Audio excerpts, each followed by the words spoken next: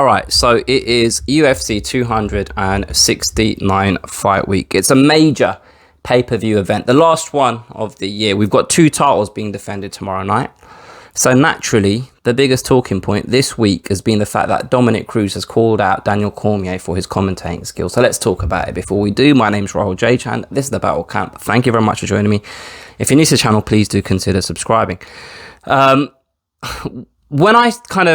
Whilst I've been watching all of these events unfold this week, I found it really interesting, right? I found the fact that Dominick Cruz chose to say this out loud in a public forum really interesting. I found the video that Daniel Cormier posted on his channel where he confronted is a strong word, where he addressed the comments that Cruz made during an interview with Dominick Cruz, and halfway through Michael Bisping had to join them because people in the room were concerned that this conversation might turn physical, which also made me laugh given the discrepancy in size between the two of them, especially since DC has retired.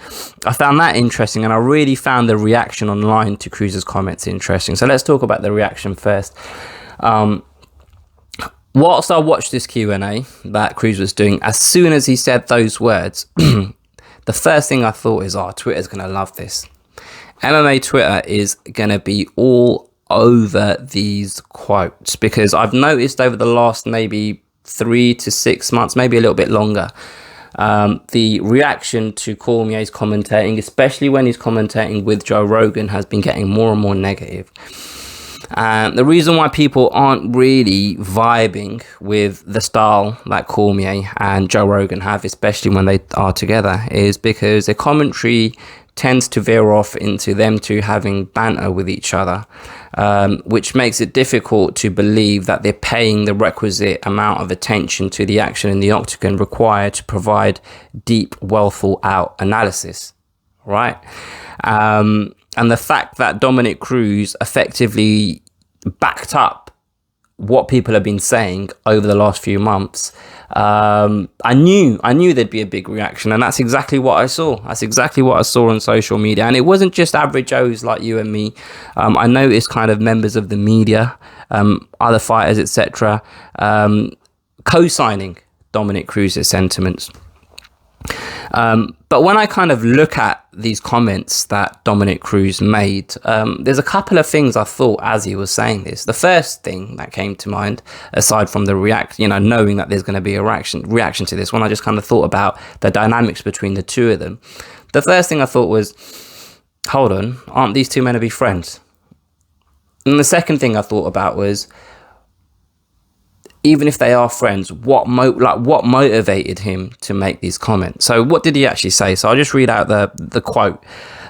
So Dominick Cruz was asked how it feels for his colleagues, to listen to his colleagues and co-commentators commentate on his fights, given the fact that he knows how the sausage is made, as he is also an analyst and a commentator. So Cruz was really complimentary of Jon Anik. But then he said, when it comes to DC, I usually mute it. I love DC. He's my friend. But to me, from my experience, he doesn't do the homework. He wants to get in and out, get the job done, make his money. And I think he cares about us, but it's just different.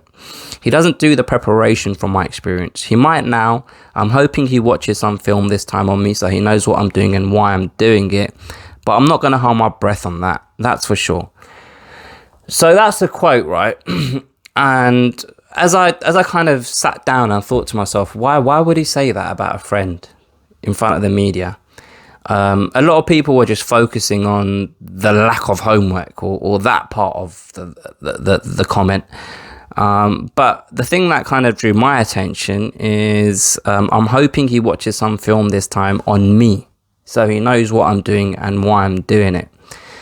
And I feel like that's a motivation behind all of this, right? Because it's quite weird. It's quite I don't know what the right word is. Is it irony? Is it ironic? Is it a contradiction? Is it hypocritical? I don't know what the right word is, and I'm going to try and phrase this.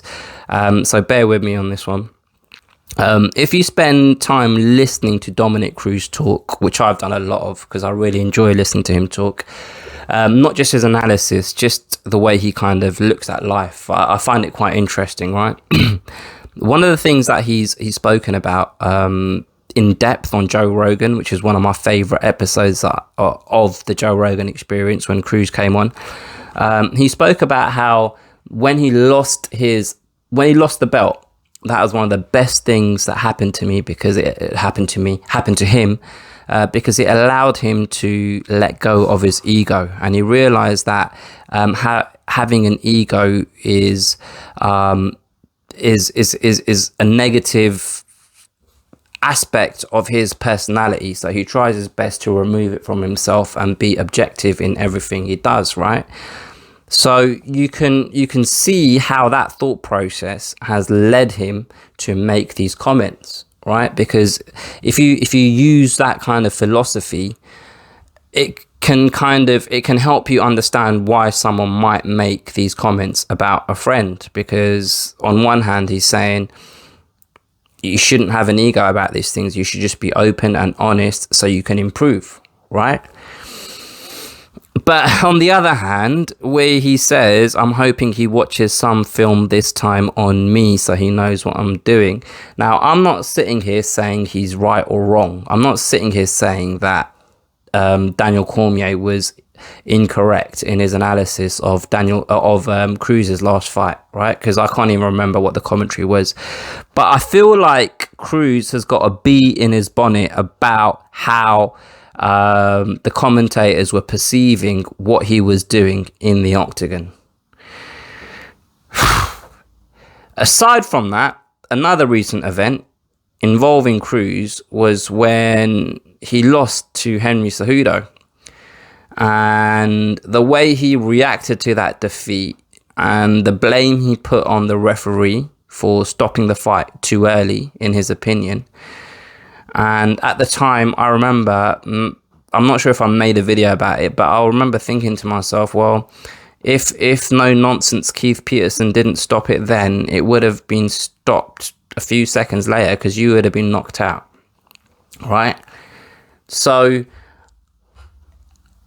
I just feel like there's a bit of an ego creeping in to what made him say these things in the first place. Does that make sense? It feels like he's being a bit defensive in terms of he feels that the guys that were commentating didn't quite comprehend or understand what he was doing in there, so they didn't give him the credit he deserves for his performance, right? But if you take your ego away from that situation, then maybe the outlook should be more along the lines of, oh, well, look, they obviously don't understand it. It's fine, because I know what I'm doing is good enough to help me get back to being a world champion again, so I'm not going to let it bother me. That's what I found. That's what I took away from his comments, right? The sit down that they had with each other, it was kind of, I don't want to go through exactly what was said and the back and forth and this, that and the other, but I tend to side with DC on all of this, because it's all well and good being honest, it's all well and good not having an ego, it's all well and good being open. Cruz did actually say that I've said this to your face, so what's the difference of me saying it out loud in an open forum? Well, I mean, if you're mates with someone, you just don't talk bad about them in public, do you? Like if you're sitting in the classroom and you've got your best mate next to you, you know you've done your homework and he hasn't, would you necessarily put your hand up and say to the teacher, Miss, he ain't done his homework? It's not the dumb thing amongst, I was going to say blokes, but friends in general. That's just not how relationships are maintained once you've become friends with someone, right? And that's the thing that I'm struggling with the most in all of this. And I just feel like and I'm going back to the initial thing about Cruz talking about not having an ego and this, that and the other, blah blah blah. It feels like he's living his life on his terms, which is great, because, you know, I think everybody that is living a life right now would like to be able to say that. But you have to remember, you're living this life with other people, and you have to maintain relationships with other people. And you can't expect everyone to have the exact same outlook as yourself. And there are some social norms that you might not agree with, but some social norms are universally understood and generally adhered to. And one of those is not talking shit about your friend in public. And that, to me, is the crux of the matter, really. Like, I don't know how close they are or how... But they were saying, oh, you're my brother, I love you. But a lot of people say that these days. Who knows how close they actually are. But I can really understand why DC was a little bit annoyed by what Cruz said. And one of the things that, again, kind of rubbed me the wrong way is during the exchange that DC and Cormier had was Cruz said, oh, it's the media. The media were kind of spinning it the wrong way. I can't remember the exact phrase that he used, but that's effectively the message he was conveying. And I thought to myself, mate, what have the media done wrong? Like, you were sat there saying these words on camera. It was being filmed, and then they posted that video online. Like, in this day and age, no one's sat there reading an opinion piece about what was said. Like, we can clear as day, see what you said, right? So it's not the media. This is what you've said. So don't be slopey shoulders over it. Do you know what I mean? It's a weird one because I've always, and I still am a big fan of Dominick Cruz. And, I think I said at the start of this video, I really, really, really enjoy listening to him speak, and I'm a fan of him as a fighter and his outlook on life, and I'm a real big fan of him as an analyst, right? I think he's a really, really, really, really top tier analyst. But the bottom line is, I feel like what he did that day was kind of shitty. And if my friend did that to me, I don't know if I'd be calling him a friend anymore. But anyway, that's my opinion on the matter. Feel free to share your own. Feel free to respond to anything that I've said in this video. If you've enjoyed the video, please do like, share, comment, subscribe, all of that good stuff. I'll catch you guys next time.